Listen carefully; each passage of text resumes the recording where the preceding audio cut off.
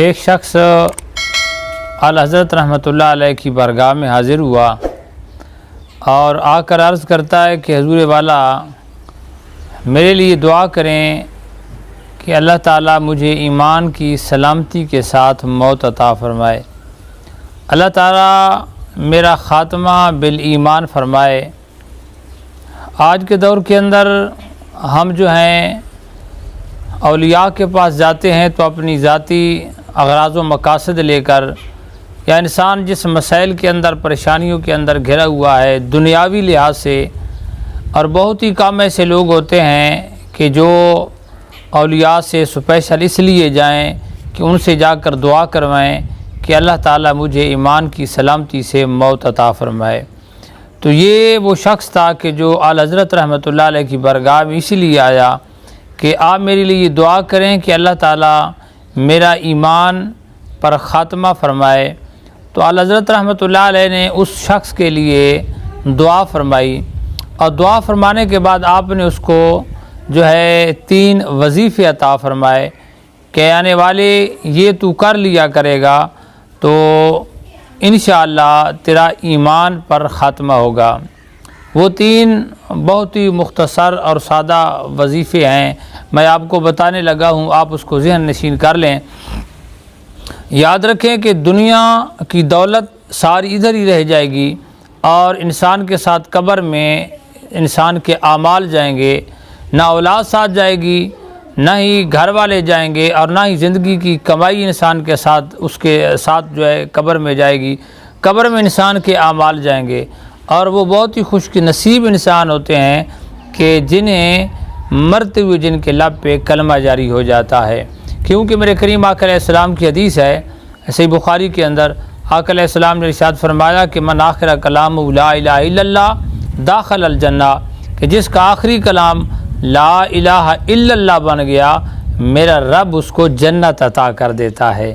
تو اس لیے ایمان پر خاتمے کی دعا مانگا کریں ہر نماز کے ساتھ کہ مولا ہمیں موت جو ہے ایمان پہ عطا فرما۔ یہ بہت ضروری ہے۔ انسان کا جو سب سے قیمتی سرمایہ ہے، جو انسان کی کل اثاثہ ہے، وہ انسان کا ایمان ہے۔ ایمان ہے تو جہان ہے، ایمان ہے تو آخرت ہے، ایمان ہے تو سب کچھ ہے۔ خدا نہ خواستہ اگر مرتے ہوئے ایمان ضائع ہو جائے تو انسان کی ساری کمائی، ساری محنت، ساری عبادات وہ ضائع ہو جاتی ہیں۔ تو ایمان پر خاتمے کے لیے یہ وظیفہ ضرور کریں، اور ساتھ ساتھ ہر نماز کے ساتھ ایمان بالخاتمے کی دعا بھی کیا کریں۔ اعلیٰ حضرت رحمۃ اللہ علیہ نے آنے والے شخص کے لیے دعا بھی فرمائی، اور ساتھ آپ نے یہ وظیفہ ارشاد فرمایا کہ آنے والے تو ہر روز صبح کے بعد 41 مرتبہ یا حیو یا قیوم لا الہ الا انت پڑھ لیا کر۔ ہر روز نماز صبح کے بعد 41 مرتبہ یا حیو یا قیوم لا الہ الا انت یہ پڑھ لیا کر۔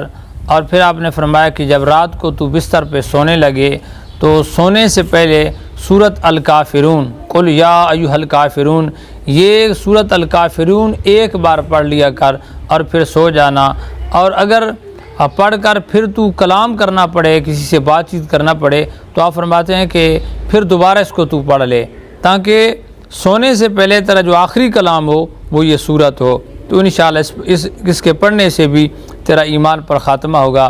اور آپ نے آخری اس کو وظیفہ ارشاد فرمایا کہ تو ہر روز 3 مرتبہ صبح اور 3 مرتبہ شام کو یہ کلمات پڑھ لیا کر کہ اللہم انا نعوذ بک من ان نشرک بک شیئا نعلمہ ونستغفرک لما لا نعلمہ۔ یہ کلمات آپ نے ارشاد فرمائے، اور یہ وہ کلمات ہیں کہ جو چھٹا کلمہ جو ہے، چھٹے کلمے کی ابتدائی کلمات ہیں، لیکن ان کے سیغے اور ان کے سیغوں کے اندر تھوڑا سا فرق بھی ہے۔